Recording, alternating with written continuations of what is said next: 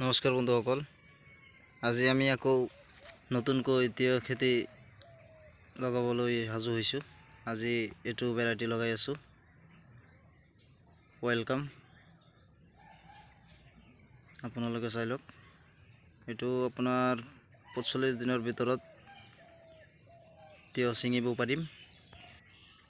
আৰু এটা কথা আপোনালোকক জনাই আছোঁ যে আমি মালচিং পেপাৰটো কেনেকৈ হোল কৰিম।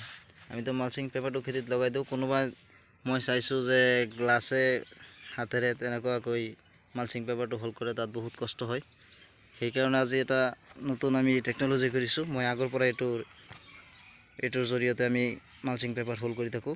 আপোনালোকে পুৰণা বটল ল'ব, এটা প্লাষ্টিকৰ, এইটো চাব পাৰে।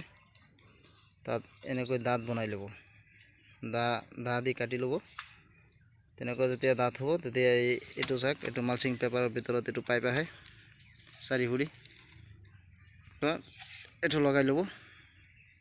তাৰপিছত এইটো চাওক কিমান ধুনীয়াকৈ হোল হৈ যায়।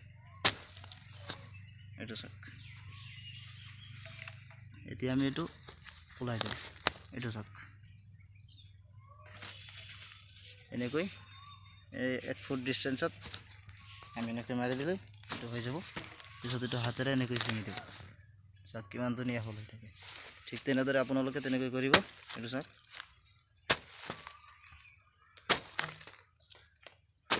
এনেকৈ মাৰি দিব। পিছত আৰামত এইটো উঠি যাব। এইটো চাব পাৰে আপুনি। কোনোবাই চাইছোঁ গ্লাছে, পানী খোৱা গ্লাছেৰে কৰি থাকে, বেলেগ কিবা কিবি কৰি থাকে। এইটো বহুত সহজ হয়। আপোনালোকে 1 ঘণ্টাৰ ভিতৰত 1 বিঘা মাটি হোল কৰিব পাৰিব। বহুত ধুনীয়া। ভিডিঅ'টো চাই যদি ভাল লাগে আগলৈ শ্বেয়াৰ কৰিব। আৰু কিবা যদি প্ৰশ্ন থাকে আমাৰ ডিছক্ৰিপশ্যনত নম্বৰ আছে, ডাইৰেক্ট ফোন কৰি জানিব পাৰিব।